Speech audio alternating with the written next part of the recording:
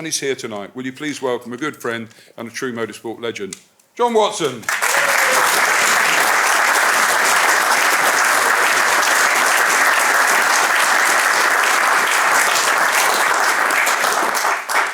I'm assuming from that booming voice of mine you can hear us perfectly well, and that's the important bit. We decided not to go with microphones tonight because of the proximity of the room and the fact that John is recording everything. We didn't want all that scratchy noise in the background. You haven't changed a bit, Watty. All those years we've known each other and we still look the same, don't we? Ricardo, this man, Ricardo's his name. He's also got a nickname. I'm going to come to that in a minute. He is what would be described. He's a legend. I'm a legend. That's how if you're a legend, you can't be a legend. You've got to be a legend. Richard is known across motorsport, sports cars, Formula One, whatever. And the people that loved him best had a nickname for him. There were several. There was one. And the one that stands out, and you might understand it when I say it, and if you recognise the content of what I'm going to say, but his nickname was Burger King.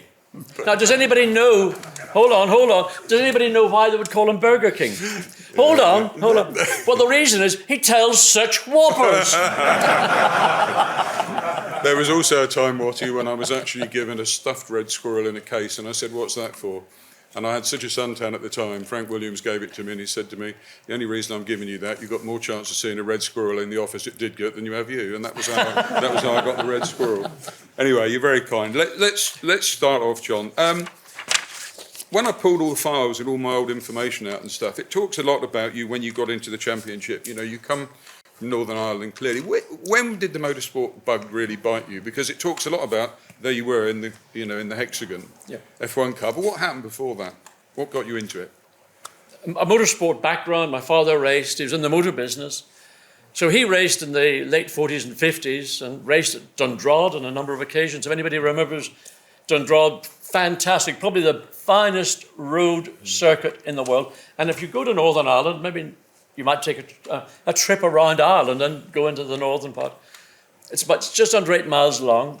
It's about 90% of it is still original roads. I mean, it is the Ulster Grand Prix, which sadly this year is not going to take place, which is held for motorcycles, MotoGP bikes, no, super bikes. It is scarily quick, but it is a brilliant road track, and it's a timepiece. So I grew up in that background, and when my father raced, then my family would go along, and we would be there to get the sandwiches out and whatever. Then he ceased because he had opened his own motor business, and I got to 17, and we decided that we'd have a little Austin Healey Sprite and put a little Formula Junior Austin engine into it, and set off as a club racing exercise, wherein I was the driver and my family then supported me. The difference was, from childhood, I had a dream. Now, you might have said I was naive on my part. My parents would have thought, let him have the dream, because there's a business he will end up getting into and eventually taking over. I didn't want to be in the motor business.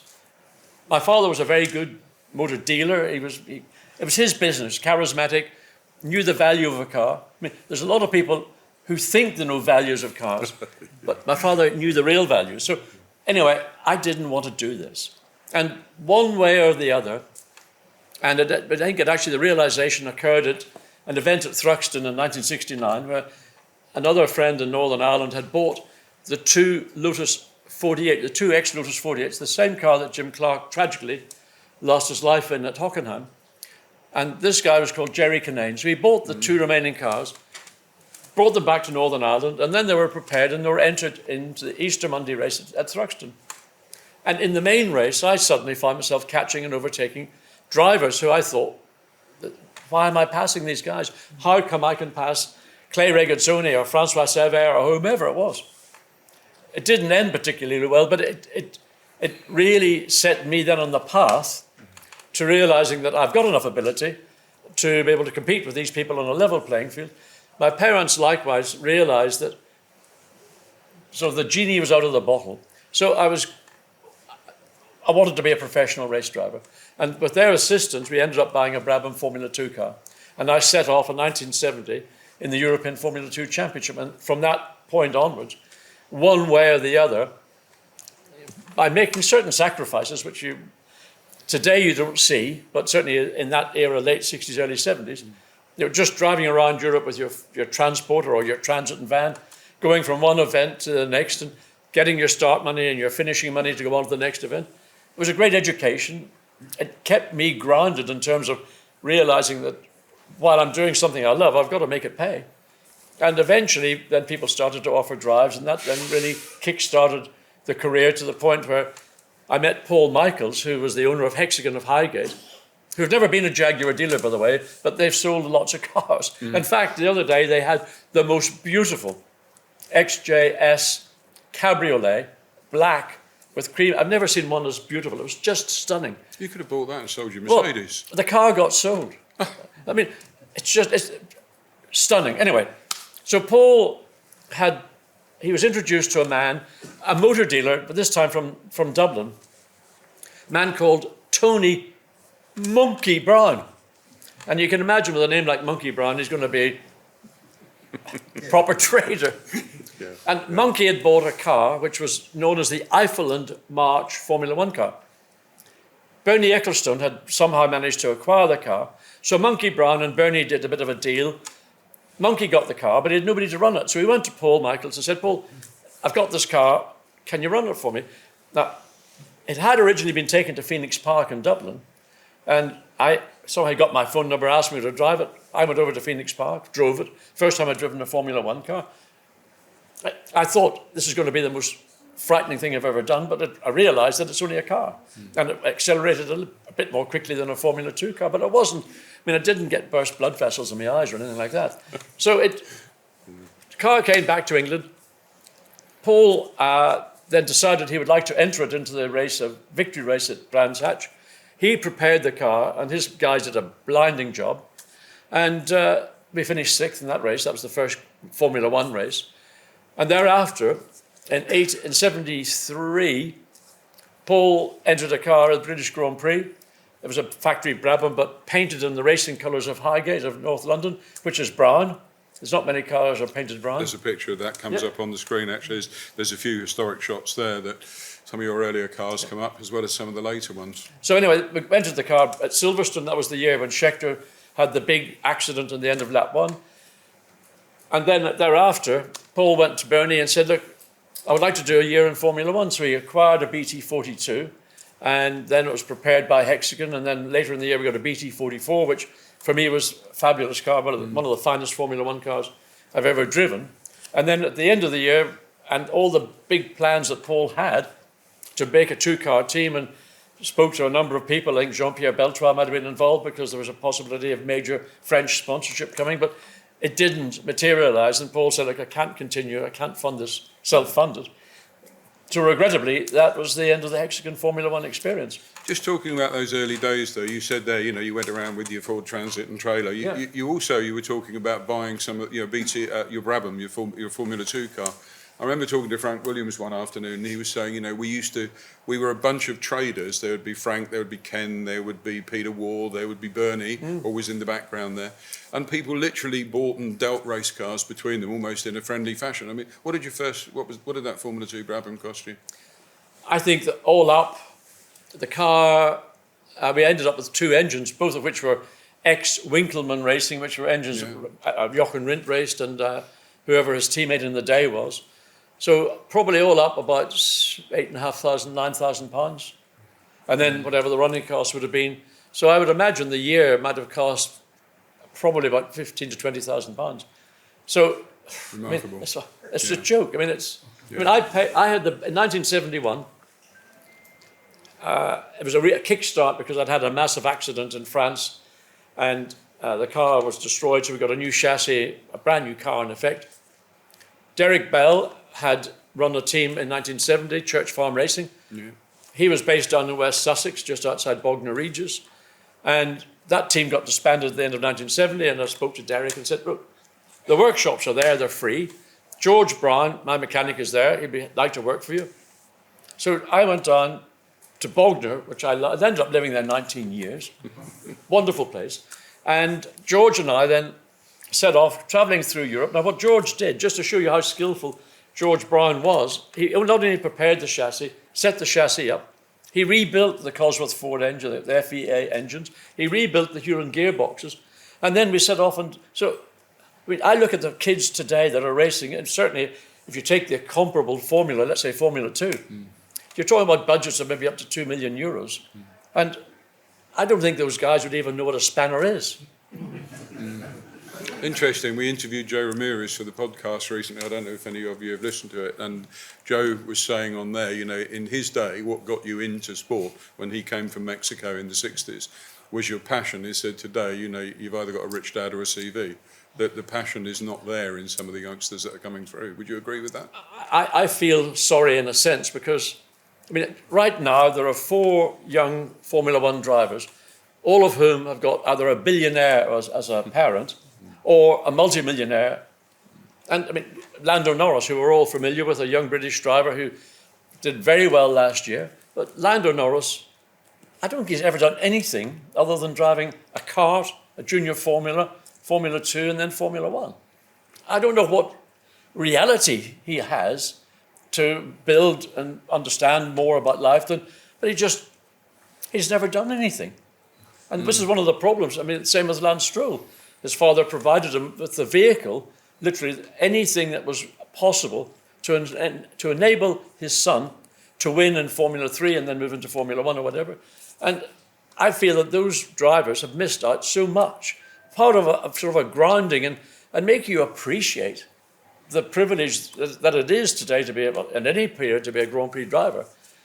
But in today's world where the scale of Formula 1 has changed so much, you've got now this Drive to Survive Series 4 that's coming out. This keyhole into what goes on Formula 1, the bits you don't get on Sky or on Channel 4. And it's a different world. But there's still I feel that the grounding I and my contemporaries would have had, who were driving around with a transit and trailer and driving 8 or 10 hours per day, stopping, getting up the next morning and continuing on your journey. They don't even know. They wouldn't even know what a Ford Transit is anyway. Unless, of course, they watch Minder on repeats on ITV4.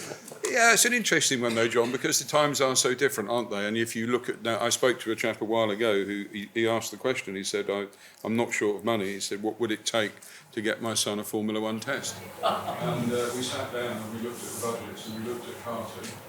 We looked around, we looked at getting him into a European season, we looked at his trainer, we looked at his dietitian, and you waved the right hand. I said to him, the first time he tests in a car, you'll have spent $5 million. Yeah, absolutely. And that's what it will take to get a kid in a car and today. Look, there are probably a number of young guys around from anywhere in the world. They don't have to be traditionally European. From all over the world. China, there's going to be, for the first time in the history of Formula 1, a Chinese national driver, because of Guan Yu. Yes. So he's going to be driving in the Alpine team. China is the big untapped market. But the other big untapped market is one that I hope comes to the fore, because North America is the other great Formula 1 untapped market. And there is a very strong possibility within the next year or a couple of years, you will have a fully owned, run, orchestrated American Grand Prix team called Andretti. Yeah, Andretti's pushing hard. Mind you, he's had some pushback, hasn't he? Toto Wolff has said, what's his intention when he comes to the sport? He's got to be more than just a family name. And I think that's a pretty unfair reflection of Michael's career and his ability to come into racing, don't you? Listen, Toto's had a lot of things in his mind in the last few months, and maybe that was a hangover from his sticking pins in effigies of Christian Horner. Yeah. Are you here tonight, Christian? I don't see you. Because I tell you, if Christian Horner was here tonight, he'd have that mic up. He's a karaoke hog. He loves karaoke. Seriously? Does he really? Yeah. Well, if he doesn't, I made it up, Richard, so don't. No, apparently he does like the old microphone. He's married to a singer, of course. Absolutely. What's her name? Jerry? Jerry. Halliwell. That's her. She does very well. Let's get you back to where we were. 1974, first points scored in Monaco, weren't they? Yeah. You like street circuits. We were talking the other day and you said to me, Montjuic Park, what a fantastic circuit. So you obviously like tight, twisty, dare I say it, dangerous circuits. Well, I think the thing about street tracks is a little bit of a throwback to racing in Ireland. And most of my racing in Ireland was primarily on disused airfield circuits. But there were 2 particular road tracks, both just outside Dublin. One is Dunboyne. And I don't know if anybody has heard of Dunboyne or ever been. Josh Sadler's here tonight. Josh, your era would have been racing at Dunboyne. Well, I haven't done Dunboyne. Well, the other one is Phoenix Park. And Phoenix Park is the largest municipal park in Europe. And it meanders all the way through the roads and whatever, and they're all heavily cambered, and they're tree-lined by very stout, deciduous trees that if you hit the tree will still stand, but you may not. And it went down through the Dublin Park, or the Phoenix Park Zoo, and so the whole key to driving in those circuits was precision. Unlike, again, we look at contemporary times, where track limits, which is a bone of contention for me. Track limits are something that are just basically ignored. You didn't ignore track limits at Dunboyne or at Phoenix Park. So maybe that was the thing I enjoyed about a street track, is you had to be precise. And at Monaco, while it's not the quickest of street tracks, there are bits of it that are pretty quick. And whether you're going up the hill into Casino Square or you're coming out through the tunnel down into what in my day was the chicane, which is slightly further down before you had the right left. So it was, I think, the sensation of getting as close to a barrier on one side, on the entry, and the barrier on the exit, it just gave you a feeling of, I think, satisfaction. I must admit, when I did my first Monaco, it was '84, and that was the famous year when the race was, X through the flag to ensure that Prost didn't get overtaken by Senna in the Tolman, therefore keeping it a French victory, which was clearly very important there. Sorry about that, Jackie, if you're watching this on YouTube. But you look back now at that, and I'd never been that close to a racetrack, and that was my baptism of fire at Monte Carlo. And Peter Collins, the Australian team manager at the time, said to me, "You're doing Lafitte's pitboard." And in those days, you'll probably remember, there was only 2 layers of Armco, and then there was an 18-inch piece of curb and a brick wall. And the signallers, we stood in between those two, and literally you hung the board out. And of course, guys being guys, nobody bothered to tell me that when Formula One cars went past at 160 miles an hour, particularly when there was like one after another, there was quite a bit of a side draft. And I do remember as Rosberg went past, I ended up laying down wedged between the barriers, with my pitboard over the top of my head. Such was the proximity. Yeah. And as the race went on, and why I've got such bad tinnitus these days, you could look down and seriously that clipboard would not go between the side of the tyre and the Armco that you were signalling over the top of. Remarkable circuit, isn't it? Yeah, I mean, it's an historic circuit. It's changed little in reality since it's 1929 when it was inception. The chicane after the tunnel, sadly, it's a bus stop chicane. It's not a particularly satisfying part of the racetrack. The original chicane, which was further down, it was a much quicker left-right flick, but it was also a point where, in 1955, Alberto Ascari ended up in the harbour when he made an error, went over the bales, and I think Paul Hawkins did likewise a few years later. So there was no way they could really make that part of the racetrack as safety began to become a bigger and bigger element in the packaging of a World Championship Grand Prix. So they brought the chicane back just to, actually, it's at the very foot of the Monte Carlo Yacht Club. Are you a member there, Ricardo? Sadly not, mate. Oh, you should be. It's Sadly wonderful. not. It's wonderful. Yeah, thanks, mate. That's probably why I'm not a member. I'm not a member. I'm not one either, but I've been taken there by the TWR family. But anyway. The thing you've got to say, though, about the chicane you're talking about, 94, Wendlinger had that horrendous accident coming out of the tunnel. He did. That awful year, those weeks that followed the Senna, Roland Yeah. Ratzenberger loss, we had that enormous accident when he went sideways in there.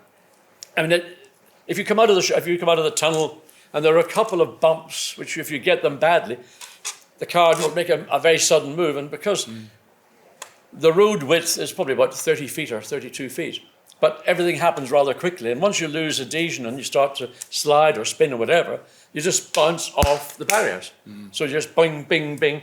And in the case of Wendlinger, there was a sort of a horseshoe. Horseshoe in the middle of the racetrack. He hit it plumb, side on, and he had quite a severe brain head injury. Yeah. Do you think there was a lot of debate the last couple of years? People saying, "Oh, is Monaco really?" Because the Formula One car now is a gigantic thing compared to cars of old. People say, "Oh, should we really have Monaco on the calendar?" What's your feeling?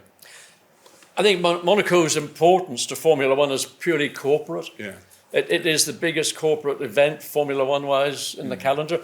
Now we're going to go to Miami this year. Maybe that'll take over, but certainly Monaco's position has been relatively unchallenged. The nearest maybe actually is Singapore. Singapore is just the most wonderful event. It's a nighttime event. And the atmosphere, Singapore is a great place to visit, stop over on a flight to Australia. But Monaco's position has been pretty much unchallenged, and that's recognised by the fact that I believe they still don't actually pay a Formula One sanction fee. It's the one race, I believe, and it may be changing. And there was also a story that maybe Monaco, trying to keep up with the times, is considering having a nighttime race, illuminating the Principality, maybe starting just into dusk.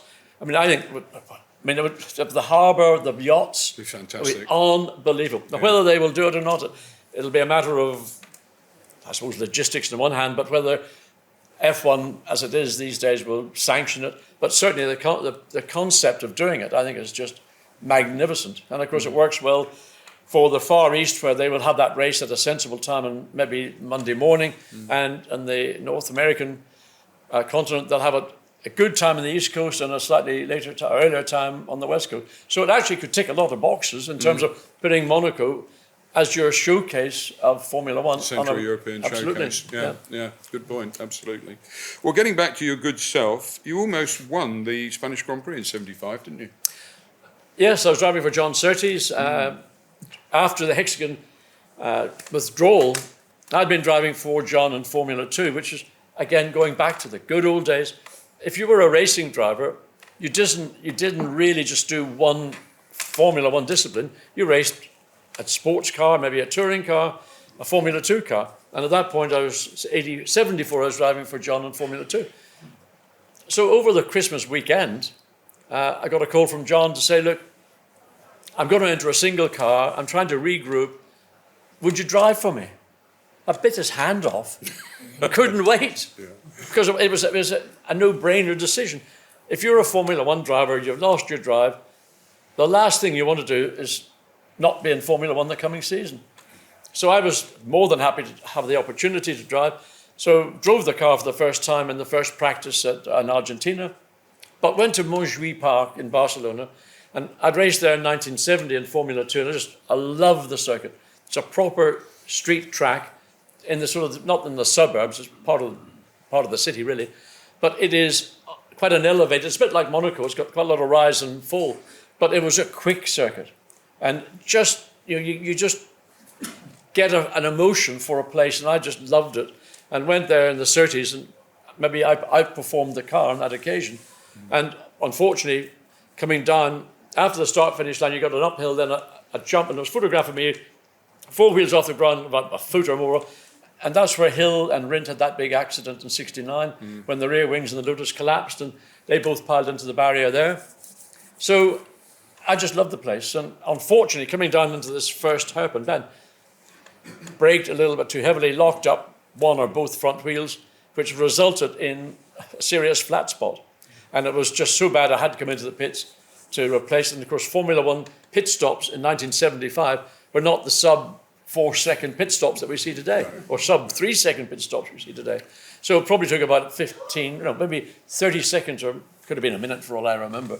It lost any possibility of getting a podium.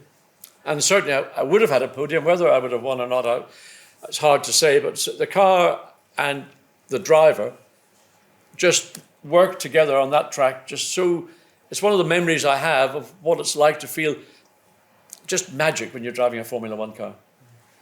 Interesting comments about that circuit. We, back in the 90s, when we launched the Senna-Hill partnership, we did a promotional event at Montjuïc, and Coulthard at that time, David Coulthard, was our test driver, and he did some demonstration runs, and he was talking to Damon afterwards, and he said, I cannot believe that people used to race competitively here, but he said it's the most dangerous place I've ever been. But Damon, interestingly, said, yeah, but can you imagine having a car on full song round there? He said it must have been fantastic. Well, at the time that I was racing, we had about 490 brake horsepower. When Damon or David were driving the Williams, you're probably about 750, maybe 800. Yeah, we were just under 800. And you'd have a lot more downforce. Yeah. But if you're a racer, and one might say that David might have been was more of a racer than Damon, but nevertheless, they were both at that point at the beginning of a career that was going to see them win many races. Yeah. You like a place or you don't, and the first time I went there, just bang like that. I loved the circuit. Every element of it was a challenge, and again, it was this thing of precision, just getting the nose in, getting the wheel just not to touch the barrier, but just to get it with a fag paper of distance between the car. And because it had a much better variety of corners, there's not really one quick corner on Monaco. mean, the best corner in Monaco, I think, is Tabac, Yes. which is when yeah. you come down onto the harbour, and that's the left-hand turn before you go into the swimming pool. But again, because modern Formula One cars, the level of downforce they generate, the grip they're getting from the tyres, I mean, that is so easy in relative terms. Bloody quick, but it's relatively easy. So just sit there, bump, bump, bump, and that's it.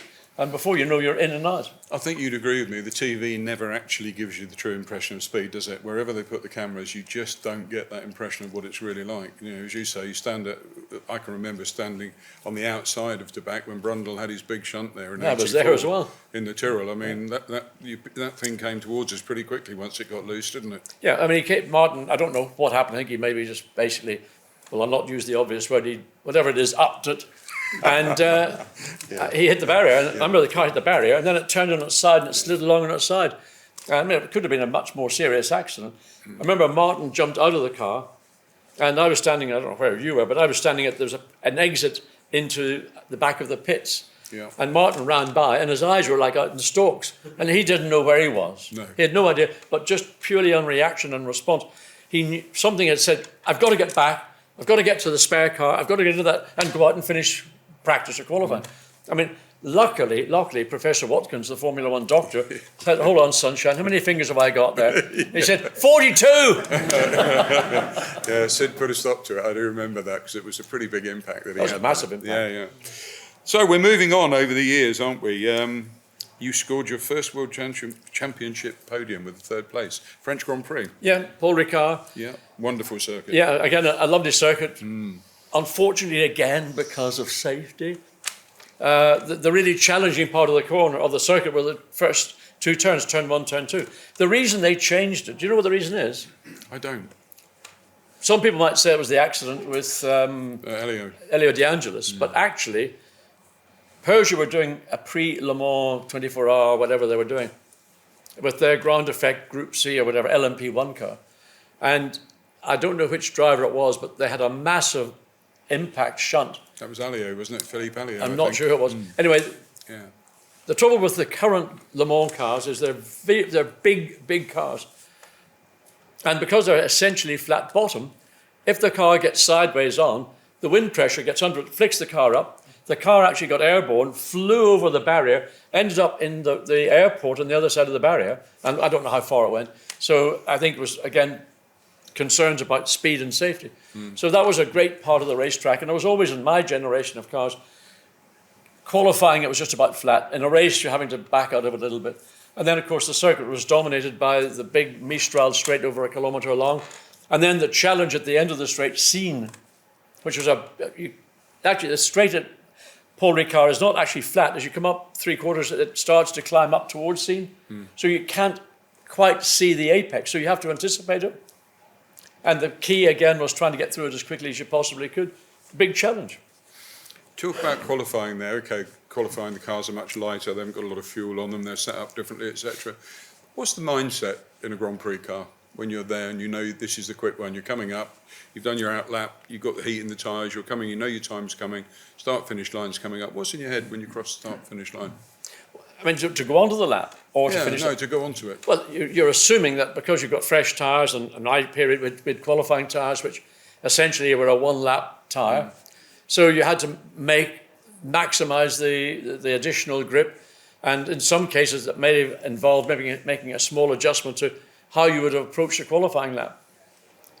Maybe my approach was to think if you go into a corner and brake that little bit later and use that grip up under braking, you're going to be quicker.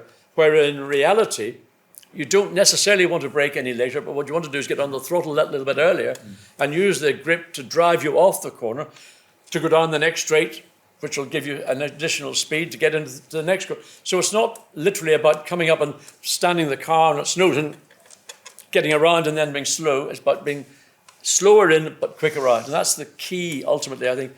Maybe the exception was someone like Senna, who could make a car dance around whatever end of the car he wanted it to do. But he was an exceptional qualifier. And I mean, I remember watching in the 80s when he was doing those turbo laps, qualifying San Remo at Imola or Monaco.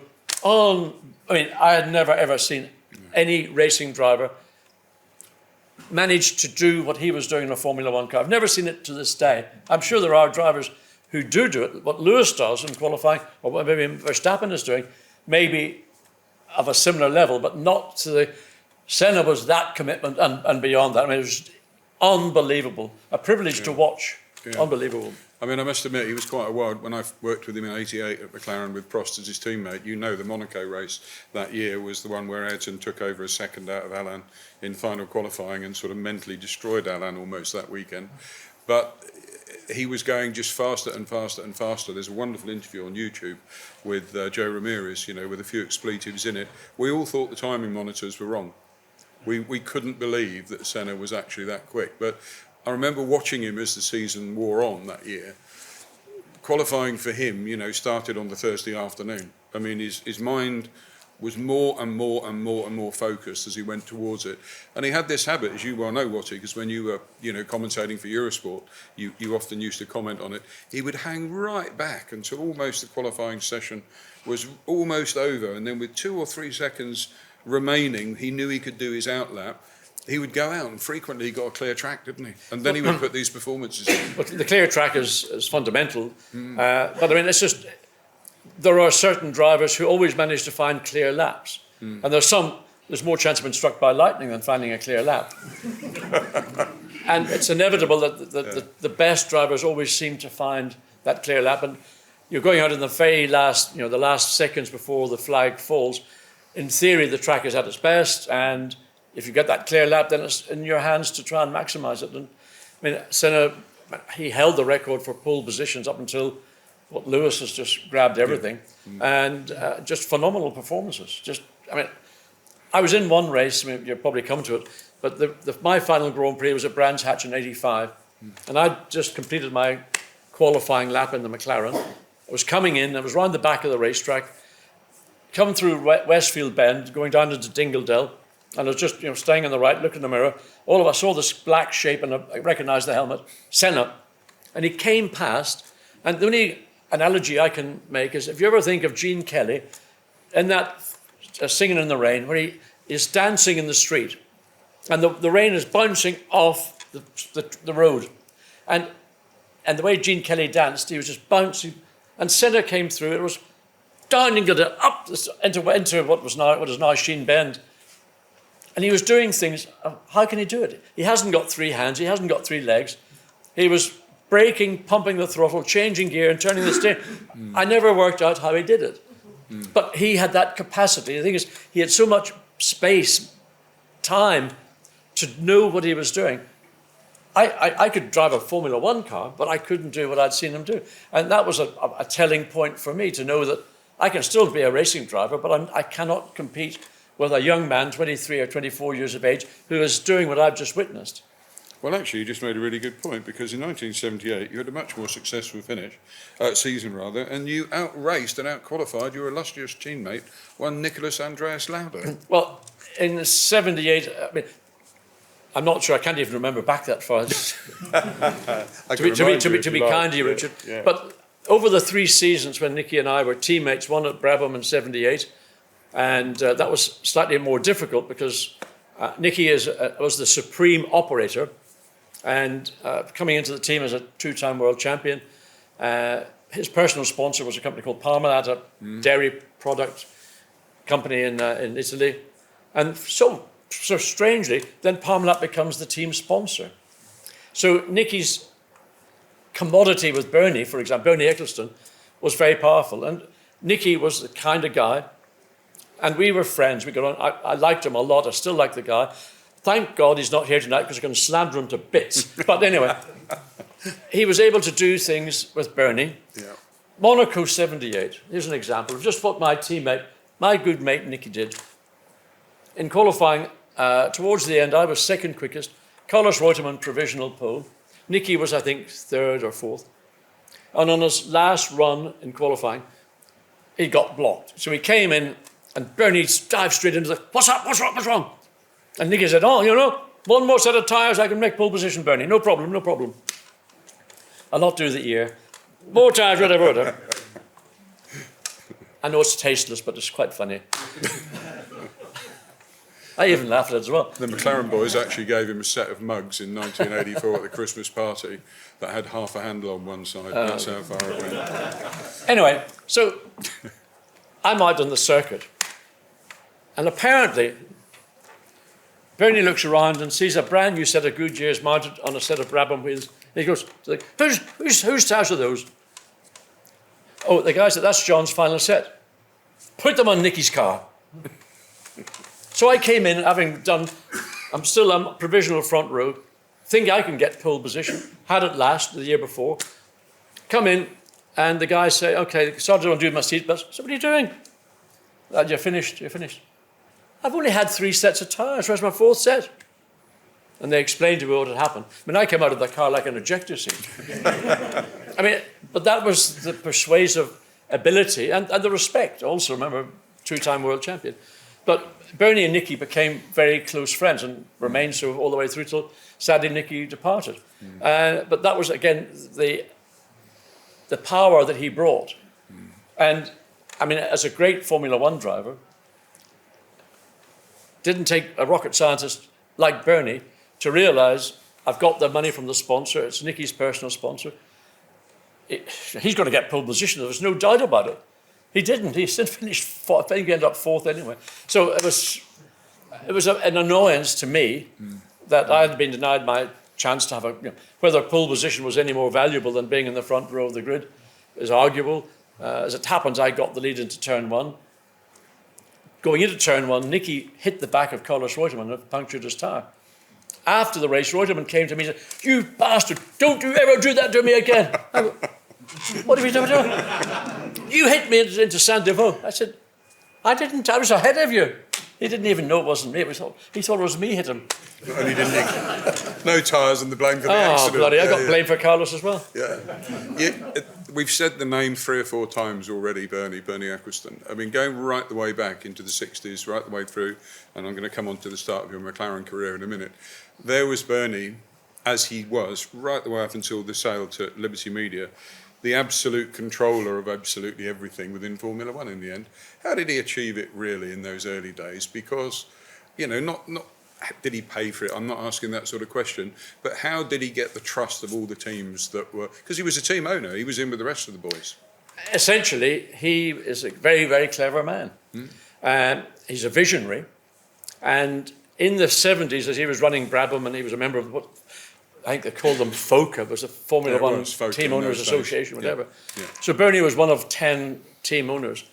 But he was the one that saw there's something more that can be generated out of this, and simply as a visionary. And eventually, he realized the key is television, and he needs to be able to sell rights to state broadcasters such as BBC or satellite broadcasters such as Eurosport, which came in at the end of the 80s.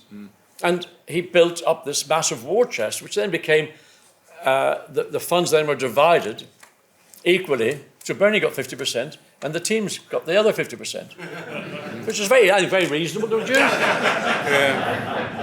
I mean, I have to say, last year we had him lined up to come and present a special award at the Jaguar Festival at Bicester Heritage, and he was very communicative. I spoke to him probably about a dozen times about the event, and it was purely pressure from the family because of the COVID situation that the family said, no, you're coming away on the ship. You're coming away on the boat for a few weeks. But he was still, when I spoke to him, in his early 90s, he phoned me up, and I've still got the message, and he just left a very short message. He said, Richard, it's Bernie, the bloke who used to own Formula One. Ring me. And I thought it was a lovely message. But all the dealings over the years, did you find him, I don't mean threatening physically, but did you find his presence threatening? Because sometimes you talk to other drivers and they say, and if you speak to guys like John McDonnell, who was a team owner in the 80s, they all say the same thing. They were always a little bit sort of on edge when Bernie was around. Did you ever feel that way? No, not particularly. I mean, I was contracted to Bernie for 1973 and then went to Hexagon and then back to him in 77 and 78. I mean, the thing with Bernie was it was a very straightforward negotiation. It was his deal or no deal. So it was quite simple. And you could accept it or you reject it. So mostly people would accept it. the thing that I found with Bernie, I remember going to him one time and saying, Bernie, I think it was actually 78. There's something not happening. Reliability is not very good, and da-da-da. So Bernie said, hold on a second. He spoke to his PA, Ann Jones, the long-suffering Ann Jones. And said, Ann, bring Jim Chisman. Get him into my office now. So I'd gone into Bernie expecting him as the team owner to listen to my observations, put it that way, and then to deal with it. So he got Jim Chisman in and he said, Jim, John's unhappy about your work. John, tell him exactly what's wrong. So Bernie just stepped back, and all of a sudden the guy's looking at, how do you... Bernie was outstanding at getting out of little scraps and just left it to me to sort it out with Jim Chisman. I mean, poor Jim was embarrassed. I was embarrassed. And Bernie just dealt with that one, didn't I? Yeah, it's a technique though, isn't it? We'll come on to him later after we've had a short break at 8 o'clock, but Tom Walkinshaw was very much like that. He would put people together and then sit back and enjoy the show. Ron Dennis, I found, and Frank, they weren't like that. They tended to be a little bit more, genteel. But I must say, that when I dealt with Bernie extensively after Ayrton lost his life at Imola, and we decided to bring Mansell back for those 4 races, I had a lot of trips across the Atlantic to see Carl Haas because, yes, he's driving for Mansell was contracted to Haas at the time in IndyCar. And I always found Bernie incredibly good. If the man says he's ringing you, he rings you. And if he can't, his secretary rings to tell you that he's ringing you. It's a bit like we have the President of the United States on the line in 90 seconds. So yes. It's a bit like that when you used to get the phone call. But well, I think you talk about relevance in Formula One. If you still get a Christmas card from Bernie every year, you still have some relevance. So I'm happy to say I got mine this year, last year. The one with all the injections and all the bits. No, I can't remember. Yes. Okay, I'm just The thing is, Bernie, the most important thing to Bernie and people in motor racing, if you are a giver, in other words, you've competed and you've contributed to Formula One, he's got time for you. If you're a taker, you only want to take out of it, forget it. He's a great lateral thinker. We're going to come on to lateral thinking as well. We are, Edward so de Bono. You go and speak to Bernie, and I remember I spoke to him at one race, and he's walking across the paddock. I said, Bernie, have you got a minute? And he wanted to go from A to B without stopping. He said, no. I said, oh, Bernie, have you got 2 minutes then? And the answer? He laughed. Because that's what he does. Yeah. It's that mentality, that lateral thinking, just quick on his feet, so sharp, so bright. But he would always call you. If you rang him, he would always return your call. Absolutely. And he'll always answer an email. I do remember one very funny moment with your fellow countryman, Eddie Jordan, when Eddie had his 50th birthday and Bernie had invented the swipe card system in the paddock. Instead of a cardboard pass, you got an electronic pass and you had to swipe it in. And I was standing behind Eddie waiting to get into the paddock on his 50th birthday, and he swiped it through, and the message, "You're too old, piss off," came up on the screen.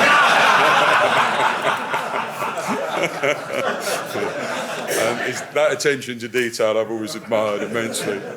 Okay, John, we're gonna move ahead into your McLaren years, obviously. The picture keeps coming up on that screen behind us there of you in those early years. First year at McLaren was what year? 79. 79 was your first year. The carbon fibre car, which I'm referring to, that was the 81 car. That was the 81 chassis, yes. A lot of people said that if ever you had an accident in that car, it'd disappear into a cloud of dust because it was made from carbon composite, didn't they? Correct. And anybody who'd used carbon fibre, not as a chassis, but making maybe a wing mount or bits that you'd maybe replace with carbon fibre rather than having a metal, maybe because it was slightly lighter. The key to carbon fibre is understanding the material and using it in the manner in which it's meant to be used. It is not a substitute for aluminium and steel. It has to be treated within its own context. And the thing that made the McLaren MP411 was a combination of John Barnard, who was the designer of the car, but input from British Aerospace, and likewise from the company that manufactured the chassis in the first place, a company in Salt Lake City called Hercules Corporation. And Hercules Corporation were the contracted body, if you like, to NASA, and they built the fuel booster, the booster rockets that send up the space shuttle.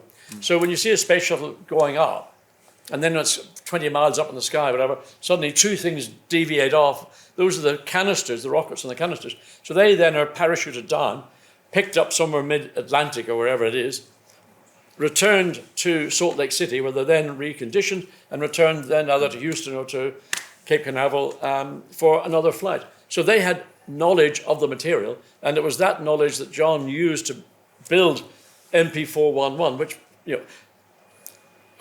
I had a biggie at Monza in 1981. Andrea de Cesaris, my teammate, had 18 accidents. And every time he had an accident, the car, I think only once it was in Zandvoort, I think the car was repairable for the Grand Prix. So I call it my Chuck Yeager moment. The first time I drove this chassis was at a press day at Silverstone, and it was a wet day. And I didn't know. I mean, neither did Andrea, but I don't think Andrea thought a lot. But I didn't know it. That time I was 30, 34, 35. I'd had broken legs and arms and other accidents. I didn't want to repeat it. And the last thing I wanted to do was have an incident, hit a barrier, and end up in a pile of carbon dust, picking shards out of my backside. So it was I call it my Chuck Yeager moment. Anybody know who Chuck Yeager is, by the way? There's a few. You got it. Yeah, so he was a brave man. He did things that nobody else was doing. So I felt that we were pushing the boundaries of knowledge and technology. But because of what John had done with the design of the car and the manufacturing processes that had been involved, the car was probably the safest chassis in Formula One at that time. I think what was so interesting about it, from talking to John when I joined McLaren, because I did the right thing, because John can be quite a fiery character, as we both know, John Barnard. By the way, just before you, do you know that John Barnard and John Watson are born on the same day, same month, same year? I did know that. You didn't mention it. No, well, we're just getting on to JB okay. now. You just want a birthday present, I know the story. The interesting thing about the car, the MP4 to which John refers, there's always been a dispute about who used carbon composite first. Colin Chapman, Lotus always were there. They were using carbon composite. But I think where Barnard, working with Hercules, made such a difference was John looked at the car as a one-piece structure. So rather than pieces of carbon fibre integrated with aluminium, which in fact Williams did at the start of their transition from aluminium and steel through to carbon composite, John had this remarkable ability to design the car in a three-dimensional mindset that ended up with this beautiful, beautiful looking tub. But I think you'd agree a lot of the credit must also go to John DeVault, the guy who was at that time, he was the president of the Hercules Aerospace Corporation. And they, as John said, they were providing all these materials to Norton Tharkol, who eventually, of course, when we lost one of the shuttles, that was traced down to the seals. And of course, there was a lot of conversation and a lot of innuendo at the time. But working with Hercules and seeing their plants in Salt Lake City, they actually brought this amazing technology at a time when Ron Dennis had brought McLaren together with John Barnard's skills, with Watty there, with Andrea. Andrea occasionally did go a bit over the mark. I've got a photograph somewhere of him being very upset because he'd had so many offs when they got to Zandvoort, when he went to get in the car, where the boys had to hoover it out about 6 times to get rid of all the sand. They'd put a bucket and spade in the seat. Do you remember that? Well, all I remember about Zandvoort is whatever happened on the Friday or Saturday, the president of Philip Morris, Eliado Buzzi. Yeah, wonderful. The team were really fed up with Andrea because whatever they did, he'd go out and shunt. So an emissary, John Hogan, came to me and said, listen, this is just a mess. We're just shooting ourselves in the foot, keeping this guy on the racetrack. It's going to be your call, to me, your call as to whether he gets the spare car. And Ron's directly behind Hoagie and Barnard's behind Ron. They're all standing like 3 monkeys. What do you mean it's my decision? No, you've got to make the decision. Aliado's going to come and ask you. The president of Philip Morris Europe, the man that put Andrea de Cesaris into the car, he's a friend of the family. So Aliado comes to me and said, a charming, very aristocratic Italian gentleman said, John, would you agree to allow Andrea to use the spare car to race today? To which you're supposed to say, yes, of course. I said, I'm sorry, no.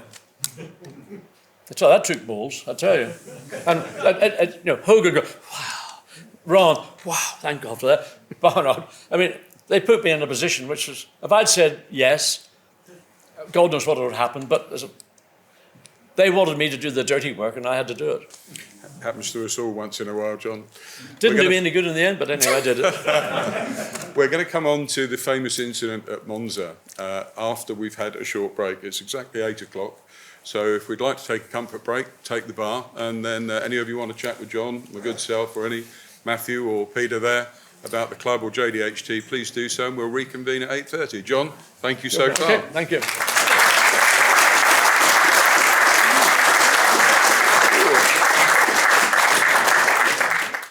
1981, Monza. Watty, tell us the story, please. I was doing a good job. I caught up to, hold on, this is before the accident. There were a couple of cars directly ahead of me. I'm not sure. I think one of them might have been Peroni, and for some memory, it was a Williams. So out of Lesmo 1 into Lesmo 2, which was in those days a proper corner, not what they call Lesmo 2 today. It's a tragedy. Lesmo 2 used to be a real corner, just about flat. A real what? Okay, thank you. You got it. Corner. And anyway, I was looking, I knew where I was placing the car on the entry, but I was looking then across to the exit beyond where the other two cars were, with the intention of getting a bit of a slipstream up into the Ascari chicane to try and get past one of those two cars. And what I mistakenly did was car, a little bit of understeer picked up because of the proximity to the cars ahead of me. Front end ran a little bit wider on the exit. And in those days, again, the curbs were quite severe and high and rounded. So the left side of the car ran the curb, but then the left side dropped over the other side of the curb. And then the bottom of the monocoque started to bang on the top of the curb. And eventually it chattered around and spun the car around. So, I mean, it was my mistake. What I hadn't anticipated was the outcome of what that little error would have led to. When the accident occurred, people were watching on television in the pits, and they went, oh my God, another Formula One fatality. Because there was a big explosion, fuel, whatever. I didn't know any of that, because at the point I knew I was going to hit the barrier, I put my head down, closed my eyes, and sat there and waited for the impact. The impact that I felt wasn't particularly severe. So when I opened my eyes, the car had come to a stop. So my left is a Cosworth DFE engine sliding across the racetrack. And I went, Jesus wept, who's had an accident? That is awful. And then Michele Alboreto came around. As the engine was going across the road, there was a closing gap, clipped the back of his Tyrrell. He then spun further down the road and had his own independent accident. But then when I got out of the chassis and looked behind me, I went, oh my, that was my engine. And the rear of the car had done what was intended. When John Barnard designed the car, everything is frangible. Everything is designed to separate, to dissipate the energy that goes into the basic tub. So the bits that were, the gearbox was wedged into the Armco barrier, the rear suspension had gone, the engine had gone. The gear lever and the linkage, which was down here in my right hand, it had gone. So it literally pulled the whole lot out. Yeah. I didn't know any of that because I had my head down, my eyes closed. It was only later that night when I got back, I was staying, actually, I'd gone back to Monaco. Not that I lived there, Richard, as you appreciate, but I was staying with some friends, and I thought, oh my God, now I know what people are talking about. Yeah.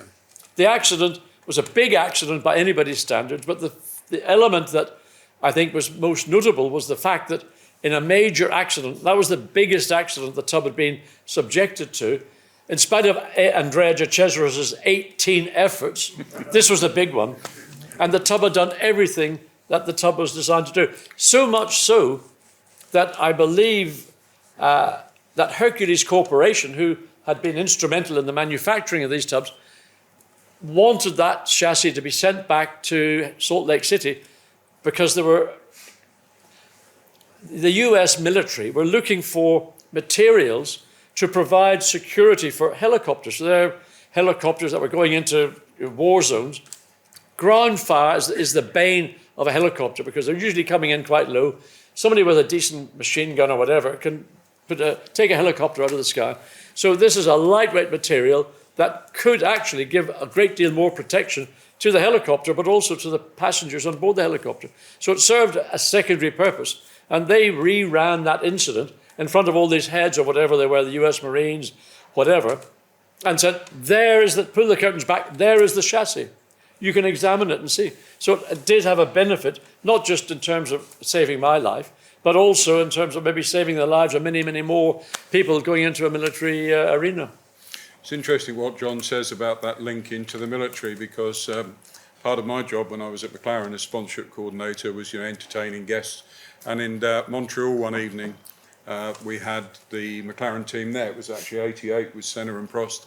And we had the Joint Chiefs of Staff from the Army, the Air Force and the Navy, which now none of these companies can do because it's considered to be, garnering favours. But in those days, they were able to take them to race meetings and social events. And they actually were referring back, and Senna was talking to John DeVault about that very incident when the tub went back and was looked at. If ever you get the chance, and I know many of you are motorsport fans, but if ever you get to an F1 museum, for example, the Williams Museum, or you see in a private collection, do take a look at, John's point about the DFV being missing. There were just 4 5/8 studs on the back of a carbon fibre tub, and they just go into 2 brackets on the top of the cam covers and 2 brackets in the bottom of the sump pickup point. That's what holds the back end of, indeed it's the same with the Group C car, the V12 that was in the Le Mans cars.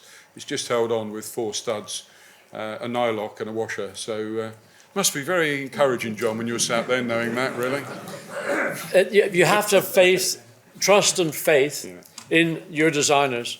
And certainly in the case of the MP4, the thing that I think was outstanding about how John Barnard approached it was, up until John joined McLaren, probably most Formula One teams, as they were constructing their new car for the new coming season, they may have 3 or maybe 4 or even 5. But no 2 were identical. No. You'd get a Friday evening car or a Monday morning car.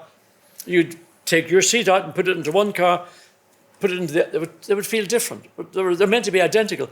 So what John did with the methods that he introduced to McLaren, and some of those work methods, I can assure you some of the old McLaren gang didn't stay very long, because it was John's way or the highway.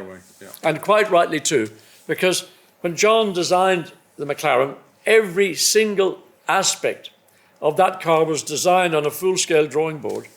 So when the car came to assembly, somebody didn't say, "Oh, John, shit, where are we going to put the gear linkage? Or where will this anti-roll bar go?" Or everything was designed.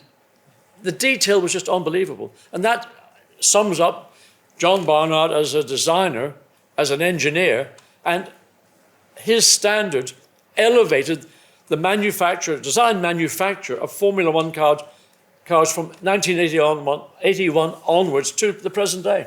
It was a quantum leap, because when I started my career at Williams very early on in the 80s, the bodywork was still made on the old wooden buck system. So what would happen is, mountains of very expensive hardwood would come into the workshop. The shape of the car would then be made in wood. We would then make the fiberglass mould. We'd then cast the bodywork off that mould, and we'd then put it all on a plane and send it to Rio, where we used to go testing for 6 weeks. And a load of 28-year-old blokes got to live in Rio de Janeiro for 6 weeks, but we'll spare that one for another time. And you'd spend the first 3 days there filing out all the holes on the bodywork and getting everything to fit. And John is so absolutely spot on. The Barnard cars were just perfection. They literally, when you bolted them together in the workshop, they went together. And, John, not the easiest man, I think you'd agree with there, JW, but an incredible genius. He had exacting standards. Yeah. And he felt that those standards should apply across the team, not just to his content or his input into the team. And I think in conjunction with Ron Dennis, who probably we're going to come on to shortly, Dr. No, if anybody knows. Did anybody read the Daily Mail today?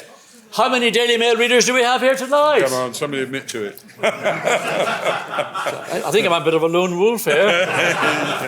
Anyway, in it there's a feature on Ron Dennis. And Ron is an unusual man. We'll come to this later. But anyway, he's building his edifice near Henley. Henley on Thames. And it's if you go online and look up Ron Dennis, it is that's the element that Ron brought to Formula One on one side. His partner, John Barnard, brought on the engineering and manufacturing side. It was a step change of a level that probably nobody else has seen or subsequently has taken place. And it was also a very tempestuous relationship on times, because when John was driving for the team and when I started, it was at Boundary Road in Woking, a little corrugated building that was quite small with about 50 people. But the marketing department consisted of me. There was Joe Ramirez as team coordinator, a lady called Liz Wood who booked all the flights, and Ron's office was tucked in the corner directly above John Barnard's office. And when we used to hear JB coming upstairs sometimes, you just knew there was confrontation coming. And I do remember on one occasion he slammed Ron's door so hard the pane of glass fell out of the door. And Joe Ramirez looked at me and said, "Didn't go too well then, Ron." And that was the discussion. But that wonderful partnership of those two guys really gave McLaren that dominance in the 80s. And of course, John, you won the British Grand Prix, didn't you? Yes, indeed. Driving a McLaren. Well, it came in the back of the car. I think was introduced first in Long Beach. Yes. And it had a number of sort of basically fundamental problems, of which none was a major one. But for example, the exhaust pipe run, because the car had very high aero tunnels under it, it meant it forced that the exhaust system was then going to run very close to the bodywork. So if you run very close to the bodywork, the heat transfer leads to potential bodywork catching fire. So the first time the car really performed up to the expectations of John and Ron was in the Spanish Grand Prix in Jarama. And it was notable that I think the first 6 cars were covered by about 1.5 seconds or 2 seconds. It was a very unusual finish. Won by Gilles Villeneuve, who drove it outstandingly that day. Jacques Lafitte was second, I was third, Reutemann fourth. De Angelis was fifth. Reutemann was fourth. Anyway, whatever. I was third. That's all that mattered. So we went from there to French Grand Prix, or maybe the Swiss Grand Prix at Dijon, a circuit again which was quite an aero-influenced circuit, and finished second to Alain Prost and the Turbo Renault. So came to Silverstone, and obviously the British media took a very big interest in the British Grand Prix, and because I had 2 previously good weekends, so the obvious question is, John, are you going to win Silverstone, the British Grand Prix? So how can you answer that on a circuit that is a totally turbocharged, dominated circuit? So you talk your way around it and not give a direct answer. And eventually on the day, so I think started in the 4th row or something, after about 6 laps, I was behind Alan Jones and Gilles Villeneuve. And Villeneuve was driving particularly through the chicane just before Woodcote Corner. I described it as he was driving like a hyperactive child. He came into the chicane, he threw the Ferrari in, it was oversteering this way, oversteering that way, and eventually the pendulum effect got so bad, he lost control. And of course, suddenly there's a massive cloud of blue tyre smoke. Alan Jones, who was not quite on his gearbox, totally unsighted, didn't know where he was, and I was about the same distance behind Alan. So luckily, I saw what was happening and was forewarned and forearmed. So I was able to get out of the throttle. Still couldn't see where I was going, but just hoped it was going to be clear. Andrea de Cesaris, who was behind me, who was definitely on drive, he was driving like this. See, he should have won that Grand Prix. There's a great picture of you, actually. It's off a Christmas card of, I think you get the next picture with John's DFV laying in the middle of the track there, and the next picture, there he is with Villeneuve going off into the catch fencing. That was that very moment. Yeah. But anyway, Andrea had his own accident because he was going to hit the back of me. He turned sharp left and had his own accident. So by the time the smoke had cleared, I was not quite at a standstill, but because I'd braked so heavily, I'd lost the engine. So I thought, oh shit, think quickly. So flicked on the mechanics or the electrical fuel pump, just had enough momentum to get it back into second gear, and the engine picked up. And off I went. Thinking, oh, Jesus wept. That's really destroyed the day. But on the day, the car again was outstanding. I think I did a good job catching and passing. The 2 Renaults suffered mechanical or some form of electrical problem. Pironi's Ferrari, I think, had retired. Piquet had an incident going into Beckett's. So ultimately, with about 8-10 laps to go, I caught and overtook René Arnoux, who still to this day bemoans, bitches, that you didn't win that race, I lost it. What a little... Anyway, so the thing that made the day special, was history had been made. McLaren International, which had been formed with the support, McLaren International was the name of the company, it changed from Bruce McLaren Motor Racing. Vindication of the support that Philip Morris and John Hogan in particular, who was their sort of on the ground manager, Ron Dennis and John Barnard, they delivered, and they had to deliver. It was a very special day for me for many reasons. My family were there. They were in the grandstand at Copse. So they saw their son winning the British Grand Prix. So there was obviously joy and happiness there.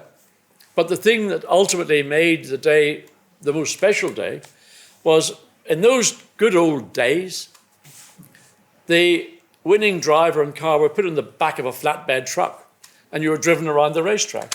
So set off down Pitt Straight into Copse Corner, and Jacques Lafitte is alongside me. Carlos Reutemann, who finished third, was so pissed off that he finished third, he refused to go on it. So Latin American drivers. So coming around Copse, all of a sudden, you can't see the racetrack. I said, Jacques, what are these guys doing?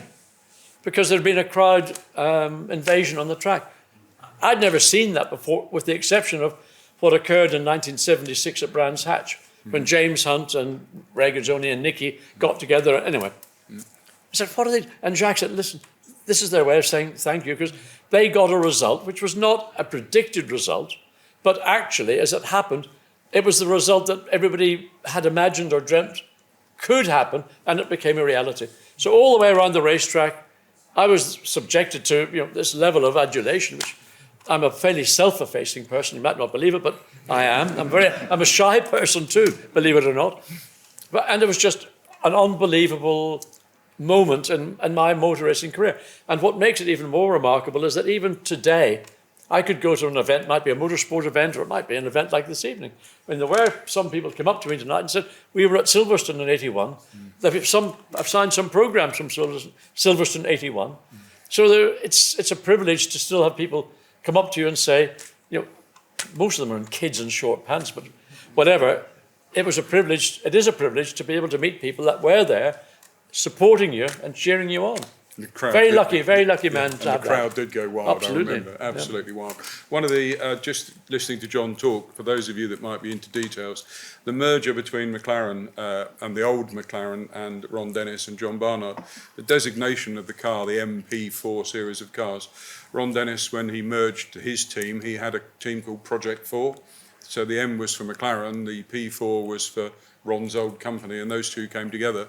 And the cars were designated the MP series of cars all the way through until very recently, when I think that was changed, wasn't it? I think they might have gone into something different. It's a great shame, because the whole lineage from 81 it's a great story. It's just the team was turned around from being a great team, but having lost their way in terms of the technology of the day, which was basically aerodynamics.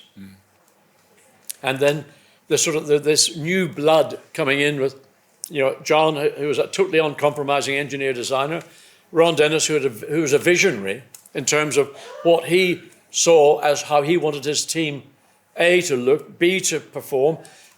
Never say to Ron, I was lucky, because Ron will say, luck is something that is controllable. If you've got unreliability, fix it. Bad driving, fix it. Bad management, fix it. It's all fixable. And it's so easy to say, I had bad luck today, and that sort of covers a multitude of maybe errors. He wanted all those errors to be utterly cancelled, to the extent when Honda was a part of the team in 88 onwards, the number of Honda engines that were made in that season, I think it was like 100 or more. Had 116 engines in 88. We had one lap qualifying engines. They would do 3 laps. You do the warm-up lap, flying lap in qualifying, slowing down lap, and then they were snotted. That was the end of them. And I think we had 116 engines for the 2 cars in that programme and the test team that year. Every car that started a Grand Prix would have a new engine, new gearbox, new suspension.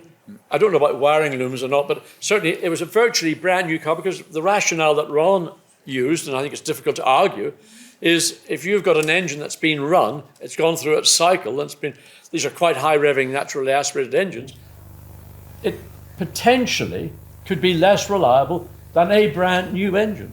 Same applies to the gearbox. Same applies to suspension, to brakes. So the level of budgets, the threshold of budgets went from here to higher than the ceiling. It just drove a coach and horses through the kind of budgets that Formula One up until that point had, maybe running in a £5 or £10 million budget. Suddenly this is like £30 to £40 million budgets. Ron winning all the races, winning all the championships. When we won the championship in '84 at McLaren with Lauda and Prost, that was the Tag Turbo Porsche engine. We were paying for that engine, and I think our total income for the season was $4.5 million. And when the regulations were changed 3 years ago, there were teams spending upwards of $450 to $475 million a year. So things, and workforces had gone from 50, 60 people up to 1,000 people. So a period, as John said, a lot of that change came about, we're just jumping ahead slightly, but a lot of that change came about post the Imola weekend, because so much effort went into safety, changing the way the cars were, looking at ways we could improve the medical facilities using Bernie's drive with Professor Watkins and the FIA. Budgets just went through the roof, but there we are. We're jumping ahead a bit ourselves, actually, because '82, that was, I think, your most successful season. You finished 3rd in the Drivers' Championship. And later in '83, you won Long Beach from the back of the grid, didn't you? Well, we came 1st and 2nd, but I won. That's why I said it. Not that there was anything between you and Nicky over it. You drove away from Nicky, you beat him by almost 30 seconds. The story began in Brazil. Actually, the story began before Brazil. A part of what Ron, again, referring to what Ron's management, Nicky had a personal trainer, a fantastic man called Willy Dungal, who had helped him after his accident at Nürburgring to recover both in terms of mental and physical performance. Nicky had Willy Dungal as his personal trainer in '82, and Ron saw that there were benefits to the team and to me, as well as Nicky. So all three contributed to Willy's whatever fee he had. So the first Grand Prix of the year is in Brazil. New regulation. We've gone from aerodynamics and tunnels now to a flat bottom, the most daft thing that Jean-Marie Balès could have ever done. It was the most stupid way to design a race car with a flat bottom. So we had to start from scratch. But also, I'm now involved with Dungal. So we're doing little calisthenics, a little bit of running, sprinting, whatever. Diet also. You've heard of disciples. Well, I became a Willy Dungal disciple because I realized and saw the benefits of what Willy was doing. And this is only at one weekend. In the Grand Prix, my car, I was flying. The car was fantastic. The only 2 cars that were quicker than me were the Williams of Rosberg and Brabham Piquet. And those 2 teams did something that nobody else had previously done. That was run a car starting with half tanks with the intention of sprinting away, gaining enough advantage then to come in, refuel, get back out again. So they're never going to be running with more than half fuel. So their performance theoretically was always going to be higher than those on full. So anyway, to cut a long story short, I was flying. Sadly, and I passed Nicky, sweet as a nut, I tell you. Beautiful. And I just went past him, bosh, bosh, bosh. And he just, anyway. So unfortunately, whatever the reason, the car stopped. At the same time, after the race, there was a Marlboro South America tour. There was going to be Nicky, me, and Rosberg. And a member of the British press, a certain Mr. Gill, Barry to his mates, who used to write in The Sun, a very, very good journalist. So Barry and a number of the other British contingent, came to me in the paddock and said, "Oh, here you're going on the South America tour, are we?" I said, "What?" Argentina. Do you remember? Only 6 months ago, our brave men and women were fighting a war in Argentina in the Falklands. Do you think it's a great idea? I mean, we're going to have to report this. And hold on a second. Ron, Hogan, I ain't going to South America. I'm not going to suffer the potential of a very bad press. So I then flew up to Long Beach, which was the next Grand Prix, and Willie and I then had a full week of training and doing whatever we were doing. And while Nicky was down in South America, God knows what he was up to, with Rosberg and de Cesaris, but anyway, that was their business. Yeah. When Nicky and the rest got back on the Monday or the Tuesday, I was up to speed. I'm dialed into the Dungle sort of management regime. It was diet, it was training, jogging. So I was mentally and physically in good shape. But in qualifying, and we qualified 21st and 22nd, principally because the McLaren was a very light car on the the qualifying tires. And because in qualifying you run with virtually no fuel, the car was at its lightest. We couldn't generate core tire temperature to make the tire work. We're getting surface temperature, but not core tire temperature. So we couldn't get the tire to give us the bite, the balance that we needed. Long faces, and everybody was going, Jesus, what are we going to do? Starting at the back of the field is going to be a disaster. The race began, and of course, with the extra weight of the fuel, it puts more energy into the tire, so the tire then began, as it's a form of spring, as well as the road springs, the tire is actually a spring element. So the tire got up to speed, got up to temperature, and the car really was great. You could drive it, I could drive mine anywhere on the racetrack. And bit by bit, Nicky, and I was behind him at this stage, and I knew that if I let that little prick get ahead of me by one car, did I say prick? Sorry, Nicky! You know what I mean. Anyway, I had to keep him, never let him get a car between the two of us. So he would pass and I'd be right on his gearbox. And eventually we got to the stage where we're running second and third. I made a move down the inside into turn one. The left front brake snatched a bit and the car moved to the left. What did you do that for? He thought I'd done it on purpose, idiot. It was just because I had to brake so late. But once I got ahead, then I was able to pull away. And after the race, there was stony silence from the entire McLaren management. They were like the glums. We just won the race, we've come second. We don't know, we don't understand. They struggled to realise that we'd won the race, but more to understand why we had such a different performance in qualifying than we had in the race. And fundamentally, it was down just to getting the tyre to work. Following that, went into the press conference, and I made a fundamental error there. Because trying to be honest, and I think it was Alan Henry of Motoring News or whatever, maybe it was, yes. It would have been Henry. So the question arose, John, which tyres did you run on? And Michelin had a range of tyres. There was concrete and clay, durable, soft, and qualifying. And I always liked the durable tyre because I felt it suited my style of driving. And the time difference between the two tyres in a race context was probably negligible. So I said, I chose, I think it was the 05 compound. Innocent comment. Not The mistake, first of all, there were two mistakes. First mistake, I chose. On the Wednesday following, getting back from Long Beach, get a call from Ron. You've really done it this time. You've really pissed JB off. He's absolutely apoplectic. What have I done? I only won the race. You said you chose. He's the technical director. He chooses. Oh, Jesus wept. And the day the pane of glass came out. Maybe. And the other mistake was I told the media the tyre compound that I'd chosen, the team had chosen, whoever had chosen.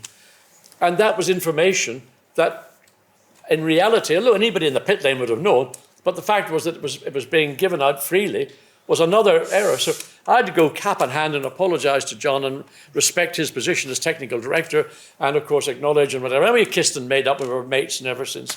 But it was just, it shows you how sensitivities, in spite of having a success that nobody ever thought were possible on Saturday night, win the race, come second, and just two little comments, innocently said, no malice intended.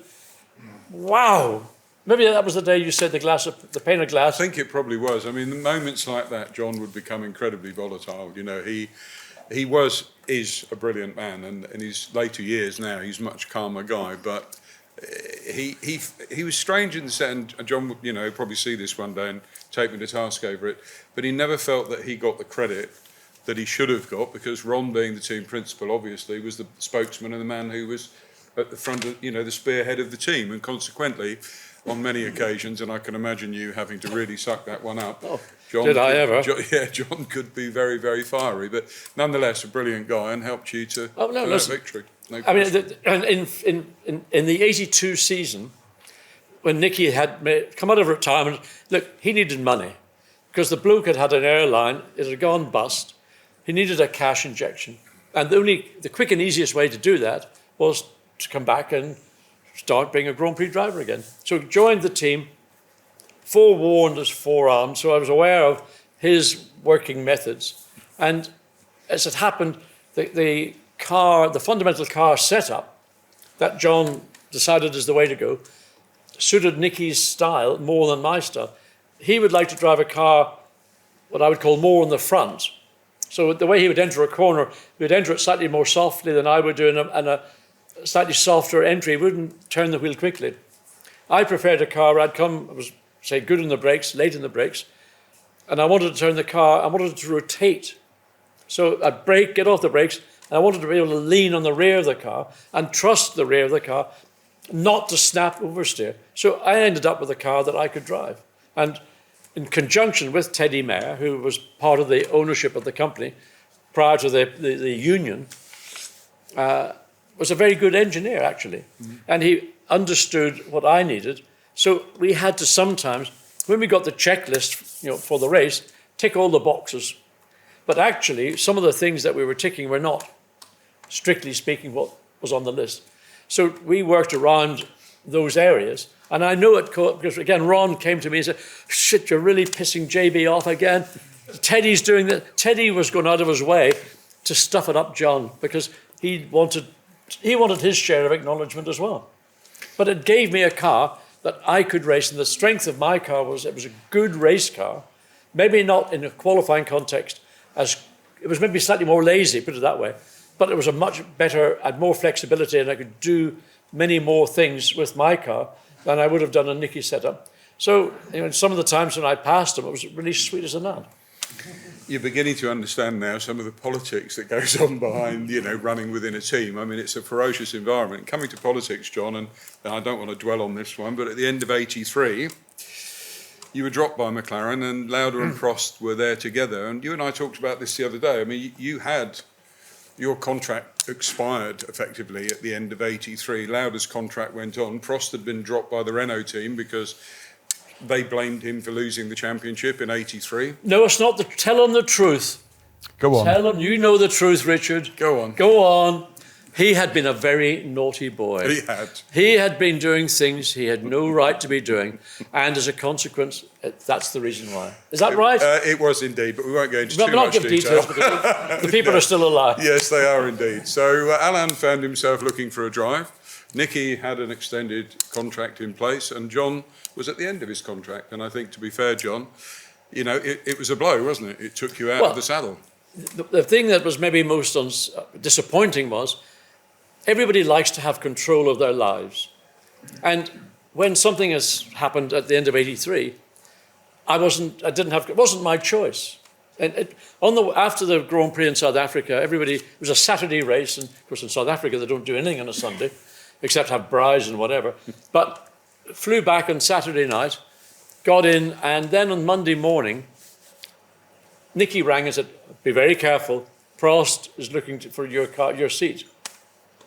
What's happening? So within the space of 24 hours, in effect, Alain had been signed up to drive alongside Nicky in 1984. There was no real discussion, albeit at the airport, I think it was Paddy McNally, said, "Oh, I suppose we're going to have to talk to you about driving in '84. I said, "Paddy, let's do it now. Sit down and talk about it now." And that was the last I heard of it.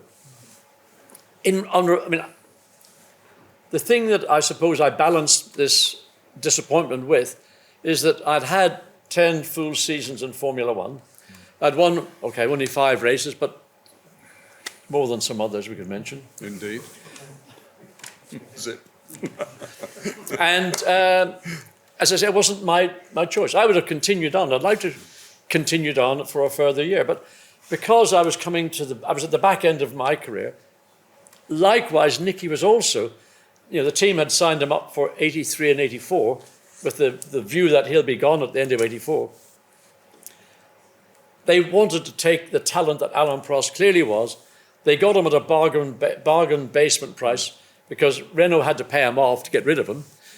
So Marlboro and McLaren had paid him virtually nothing. So it was a no-brainer. So if I'd been in Ron's position, I'd have done the same thing. And in fact, I had a similar situation some years earlier when I signed for Bernie for the 77 season. Penske had pulled out of Formula One on the Tuesday. Got a phone call about 2 o'clock Tuesday morning. Sorry, John, I'm stopping. So went back to sleep. Immediately the following morning went down to Penske's headquarters. Heinz Hofer was the team manager at the time. He said, listen, I'm shocked, but all I want to do is get you into a seat. So there were only 2 seats available. One was at Brabham, the other was at Shadow, or maybe at even Arrows in those days. So Heinz rang up Bernie, said, Bernie, Rogers pulled out. Bernie didn't believe him. He thought, don't stop. By the time it took 5 minutes for Bernie to realize that Roger was out. You've got a seat. I want John to have that seat. So Bernie said, all right, meet me in my apartment tonight.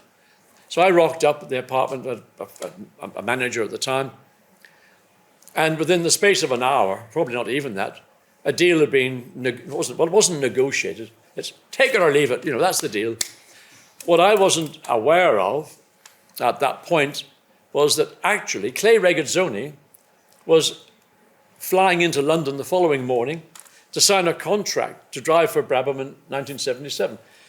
That was the driver that Martini Rossi had wanted because they were the sponsor of the team. They wanted Clay, a great Italian driver, all the Clay stuff and whatever. So I signed the deal within 24 hours, less than 24 hours, having lost the Penske drive. And poor Clay rocked up in Heathrow Terminal, whatever. Bernie's first lieutenant, Herbie Blash, was sent to Heathrow to meet Clay, just coming out of immigration. Hi, Clay. Sorry. Bernie's son, John, apologized. Bernie's apologies. We don't need your services. So I'd benefited in one hand. What goes around comes around. Yeah, what goes around. But anyway, it was a disappointment. A month or so later, maybe not even a month or so, I got a phone call from, hello, chap. Peter Warr, Lotus. Peter Warr at Lotus. And they had tried to get, there was a driver called Mansell who was driving for Lotus at this time. Yeah. Some people in Lotus hated Nigel. Can't imagine why, he's a lovely chap. Anyway, so Warwick had signed to drive for Renault. Suddenly I become available, so Peter Warr rings up, can we have a meeting, discuss it? So we had a meeting, and there were a number of elements which I wasn't comfortable with, but there was one ultimately that sort of said, forget it. Tyres, they were on Pirelli at the time. Financially, probably it wasn't a particularly attractive deal. There were other personal things I'll not go into. But ultimately, the thing that made me turn that offer down, and Mansell should be eternally grateful to me for allowing him to keep his seat, because I can assure you, if I'd taken that drive, it's unlikely that Nigel would have ended up being a world champion. He might have won Grand Prix, but he may not have had the opportunities because he wouldn't have got himself to the position. The reason I turned the drive down was quite simple. They didn't want me. They just didn't want Nigel. And I'd come out of a 5-year partnership or relationship with the team. And I'm getting an offer from a team, but I know they're not choosing me because I'm the person they want most in the world. They just want rid of Nigel. So I said, thank you, but no. Well, interestingly, we at McLaren did want you again in 1985 because you came back and you did the British Grand Prix for us. You sat in Nicky's car. You carried the number one that European had on Grand this Prix. car, European Grand Prix. Beg your pardon, yeah, at Brands Hatch, and you finished 7th in there. I've got some questions here, and I'm just going to move us on to sports cars, John, because I'm mindful of time. Talking too long, am I? No. You never talk too long. Richard, just tell me. John said to me just hand. now we could do 6 hours of this. We wanted to, if we keep everybody in order. However, 84, you turned to sports car racing. Yep. You drove alongside Stefan Beloff. You went and did the Fuji 1000 Ks, which was interesting. Please excuse me quoting from these notes here. But interestingly, you also drove for Bob Tullius in Group 44 in that 6-litre IMSA car. And then in 87 and 88, you drove alongside, I think at the time we had 14, or Tom had 14 drivers, including yourself, in the Le Mans squad with Silk Cut Jaguar. Yeah. And that was before we had chicanes in the Mulsanne Straight. Yep. How quick was the Mulsanne with no chicanes? Martin Brundle says he was doing 394 mile an hour. But in reality, we were doing about 239. 239, 240. I mean, it was around 235 to 240, depending. 87, the XJR8, I think it was. Yeah, it was the 8, yeah. Was in the sprint configuration, was a fantastic race car. It was a proper carbon fibre tub, masses of downforce, had roll bars as thick as my wrist on it, carbon fibre roll bars. I've never seen anything in my life like it. And the car just was, again, a quantum leap in Group C terms, in the way that the McLaren had been in Formula One terms. And Tom was an exceptionally good team owner who ran a very, very tight team, technically on top of the game. And Tom was a race driver himself. So, you can bullshit as much as you like, but Tom, he may not have got into a Group C car, but he understood when the driver was giving it lots of this and not giving it lots in the track. No, he was a very demanding boss again, and I think, having worked for Tom twice, I worked with him in the Silk Cut Jaguar era, 89, 1991, and then again with Arrows, and I wasn't so keen working with him at Arrows. He wasn't the same guy, but you're right. I mean, as an ex-driver himself of no mean feat with the XJS, that's up, Matthew, with you, that beautiful ETC winning car.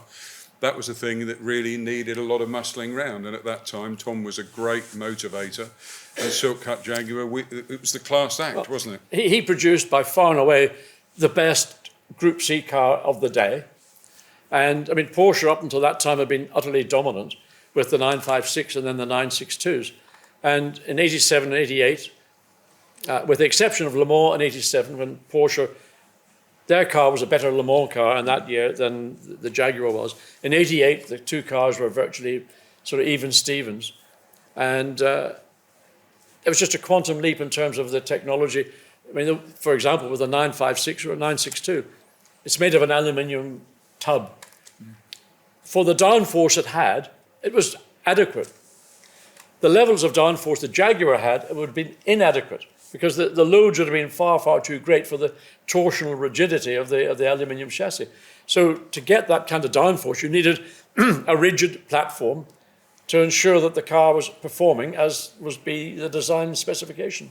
And it was built around that enormous V12 engine, which to this day, when you look at the engine out of the car and you see it on the stand, it's just a vast lump, isn't it, the V12? Well, the reason why the 87 Le Mans car wasn't such an effective car was, having taken a lot of the downforce out to give the car straight line performance, too much was taken out.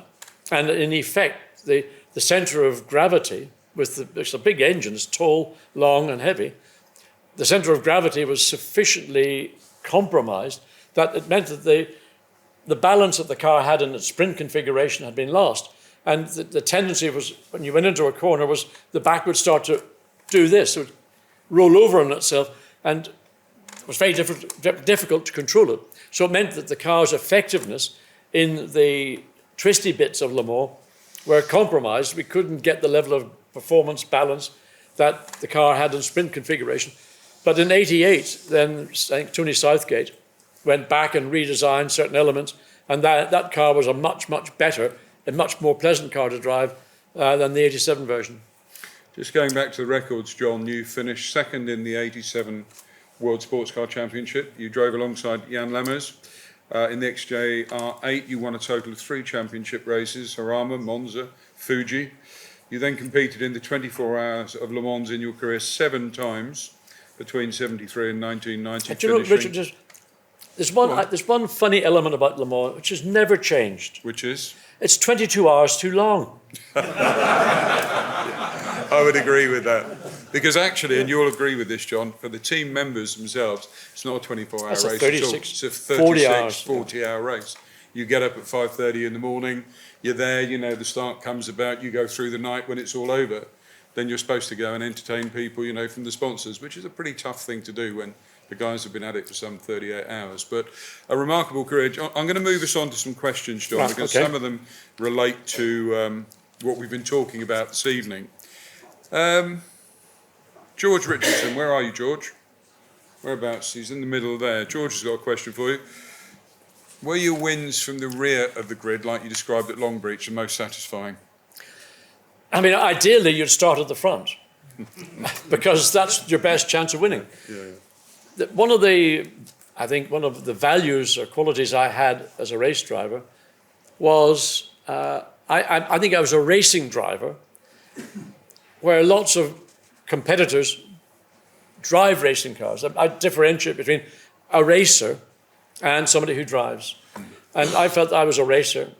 And I felt that in a context such as, let's say, take Detroit in '82, where again started middle of the pack, and the race then had to be stopped, restarted, I was able to pass people, of whom one was my illustrious, teammate.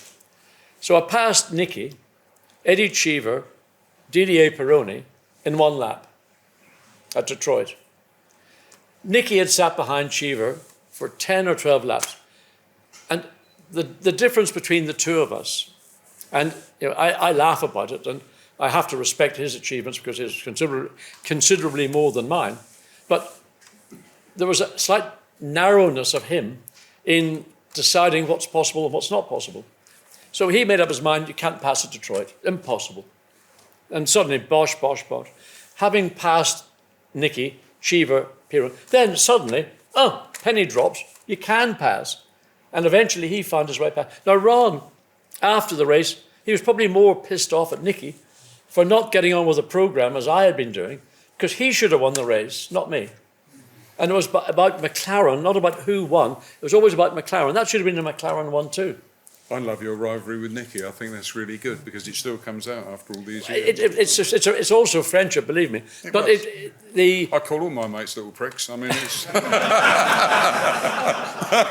Imagine what I call them. I don't like them. Yeah. But another example of this was actually prior to that in Belgium, the Belgian Grand Prix. Weekend when sadly Villeneuve lost his life. So it was a very sad weekend. Sunday morning in Zolder was sort of abnormally warm. So go out, morning warm-up, on a set of regular 05 Michelin, Nicky's on the 06. After about 3 laps, I come in and speak to Teddy Mayer. I said, Teddy, the front end's beginning to push. And Teddy, who was probably quite a good pragmatist, told the guys, he always got sort of with his Rolex watch, those tyres over there, up on the rack, put them on John's car on the left side. I said, Teddy, what are those tyres? What are them, Teddy, what are those tyres? So he told me what they were. They were tyres from Las Vegas. They were concrete and clay. I said, they're tyres up. And had us sitting in the car, effing and blinding at the wiener. That was his nickname, by the way. And eventually, for God's sake,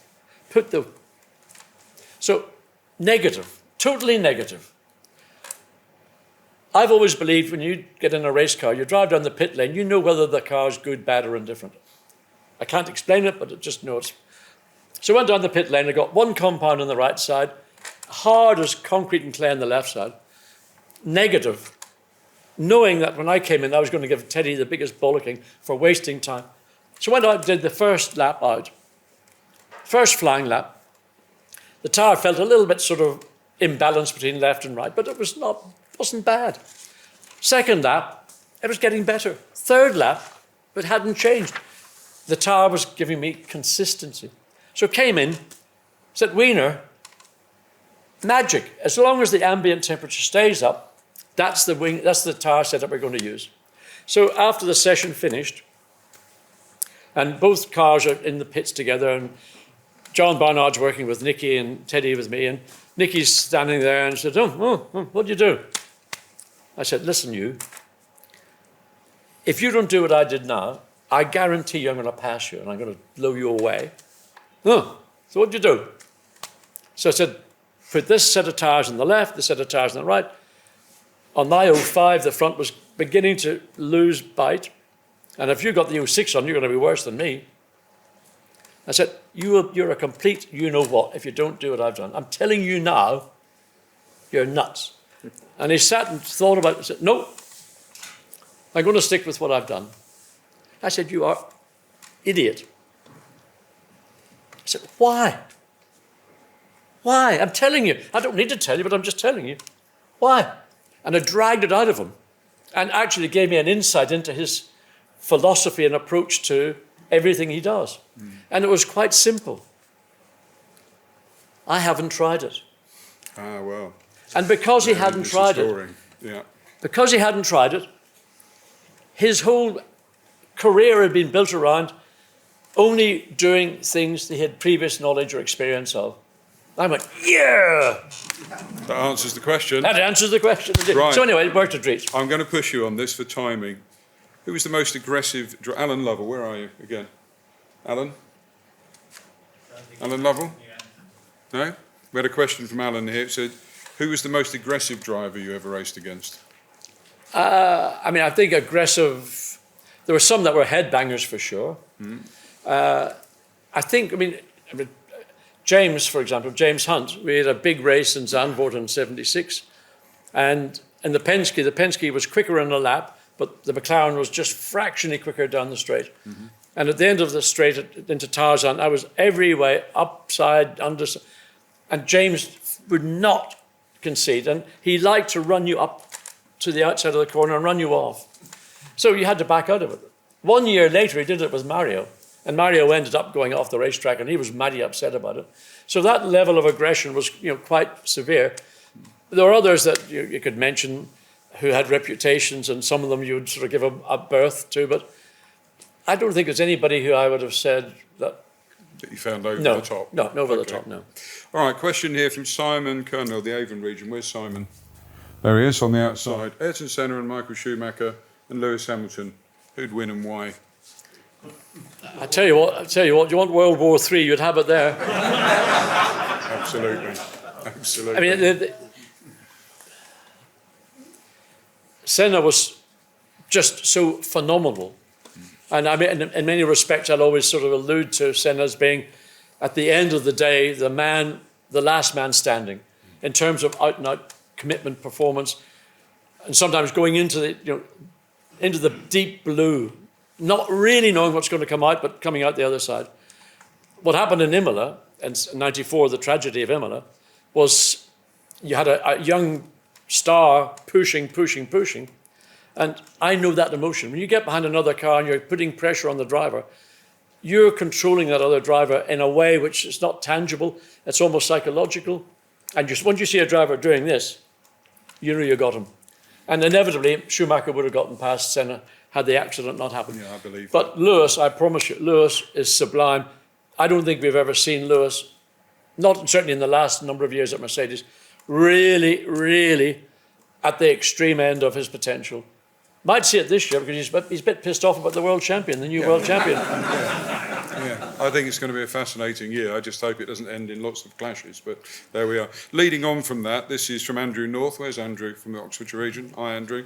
Did Ayrton Senna's performance in any way really convince you to retire? Well, what I saw in 85 at Brands Hatch was enough to make me realise that I was at that time, say 85, I would have been 39. So I could still drive a Formula One car, but I couldn't perform.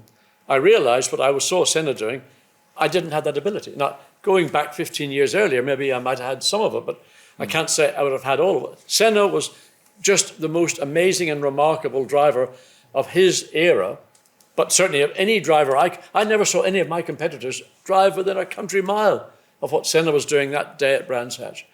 Truly, truly unbelievable. And I get tingles now thinking about it, because it was just, I was privileged to see something that there was very few people around the back of the racetrack. Maybe a marshal at a marshal's post might have noticed it. I just, for a 3-4 second window, that made me realize that my future is not going to be in a Formula One team. It'll be doing something else.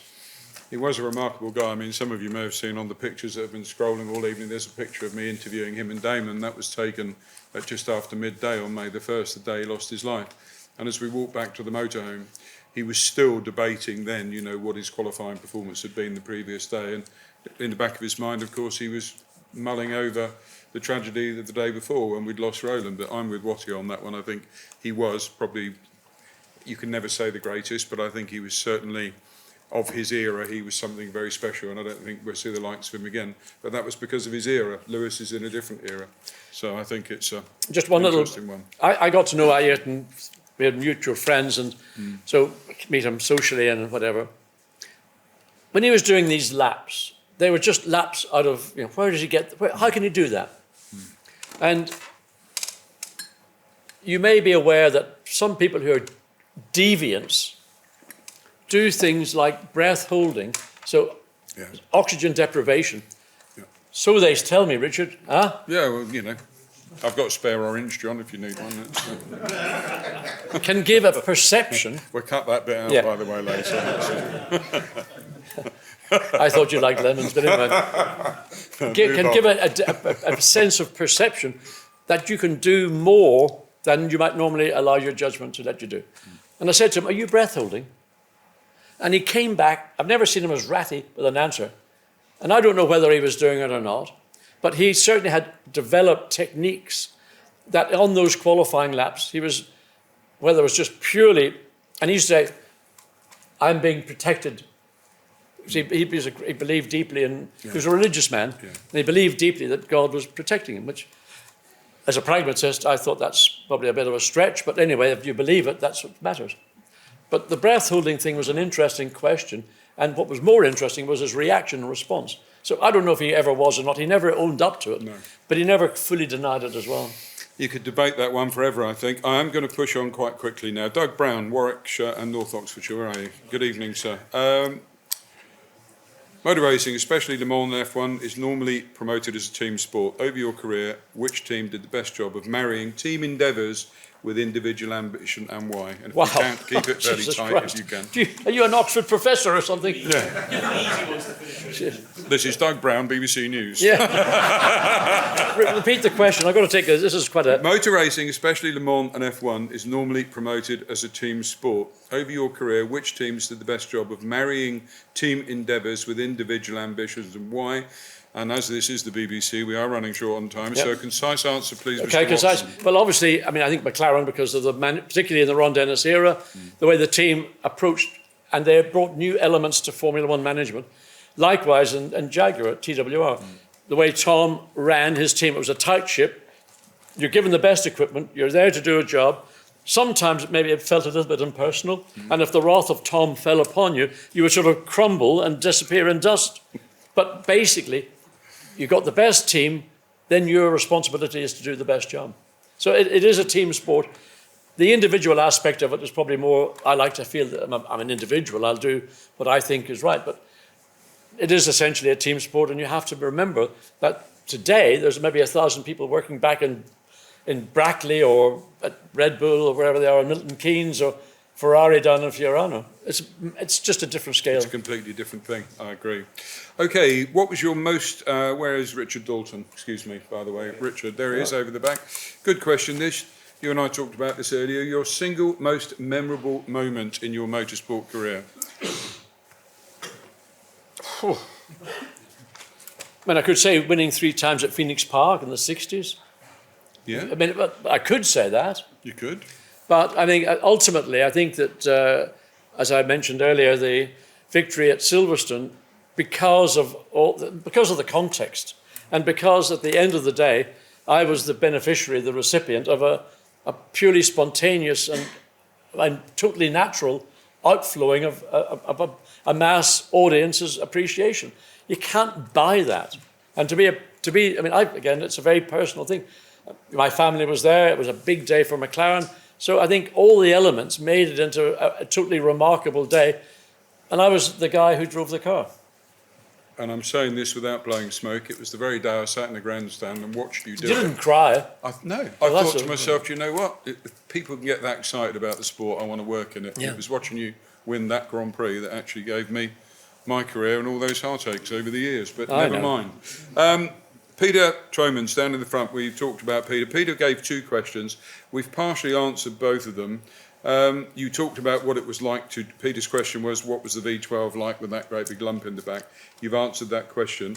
And we've talked about team bosses, but I think if you can, quite briefly on this one, with the exception of gentleman racers like Ken Tyrrell and Rob Walker, Ken Tyrrell wasn't always a gentleman on occasion. No. They don't call him Chopper for nothing. Don't have the reputation of being the most likely individuals. How would you say Walkinshaw and Dennis compared? I mean, they're both, I think, very, very focused, ambitious, driven. One might suggest one was more ruthless than the other, and it would be a debate as to which one of those two. They both approached it from a different perspective. I mean, to give you an example of when I was driving for Tom, Tom came along one day, put his arm around me, and said, John, I can't do a Scottish accent, but I'll anyway. Nobody laughs at that. You can't. Anyway, no. He said, I would love to go down and see McLaren's factory. And of course, big, innocent, naive me thinks, yeah, I'll fix it. I'll go to Crichton Brown. Crichton Brown was a partner. He was the sort of the third party in the McLaren, the transition. So to Crichton, Tom wanted, but any chance he could come down and have a look around? He just liked it. Crichton, yeah, it'd be fantastic, not a problem. When Ron heard about it, phone red hot, you must be nuts. Bang. Why am I spending millions of dollars, pounds or whatever, to build up my resource, my facility, to open the door so a competitor come in and have a look at it for free? Are you nuts? You just summed them up, the pair of them perfectly. Okay, we're going to finish on a fun one, and then I'm going to call this to a close because we have run over a bit. Where are you, Rob Edelgy? Where are you?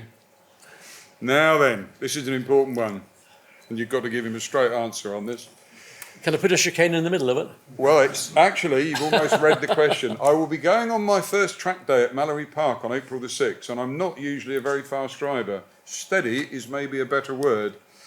However, I'm revving up to give my F-Type a good day out. I'd really like to turn from the toad of Toad Hall, shout tally-ho, and become a racer. Can you give me any advice on what to expect, and how can I bring the animal out in me? And does my car need to do more than 75 miles an hour to qualify me for a record attendance? Do all of that. Yeah. Mallory Park, I raced there in the early 70s. Wonderful circuit. I haven't seen it in all that time subsequently. Hasn't changed. There was a little chicane when you came out of the hairpin. I don't know whether they incorporate that in the day that you'll be doing. Devil's Elbow, mega corner. That's the downhill left-hander. But just slow in, quick out. If you go in too quick, you'll get a bit of back end. You get a tank slapper. You don't want to do that. I won't be going now, pal. You'll be surprised. You'll be surprised because you'll not recognise the speed unless you look at the speedometer. When you're on a racetrack, because your vision is so much further down the road, and the good thing is everybody's going in the same direction, and there's no speed cameras Most of the time. Most of the time.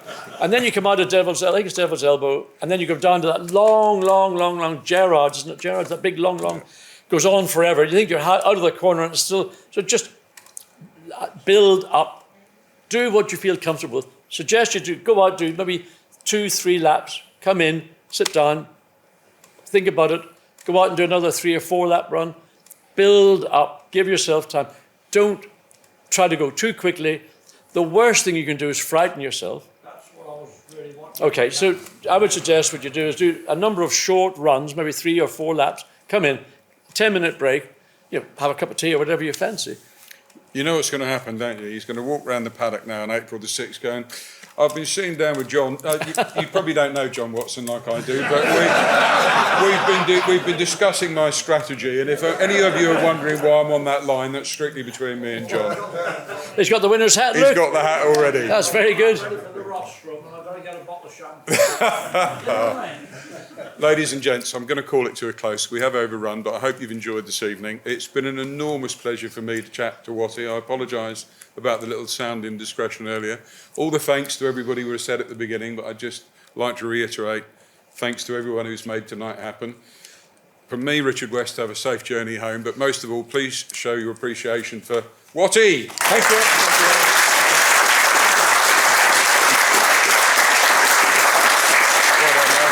Good man, thank you.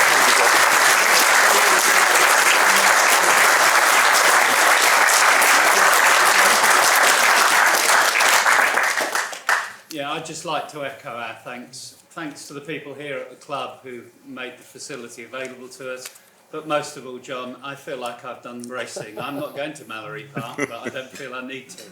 But what I want you to do is enjoy that sun. Thank you. I was told you like the old whiskey, so... Well, I'm going to enjoy that very much, and I've never experienced... It's American oak. What does that mean? It's just the It means barrels if you they drink put too it in. much, Oh, you okay. get a bad head. Still a good malt. And it looks lovely. It's fantastic. Thank you John, very much. thank you Steve. very much Pleasure. indeed. That's very kind. Thank you. Super well done. Thank you, everyone.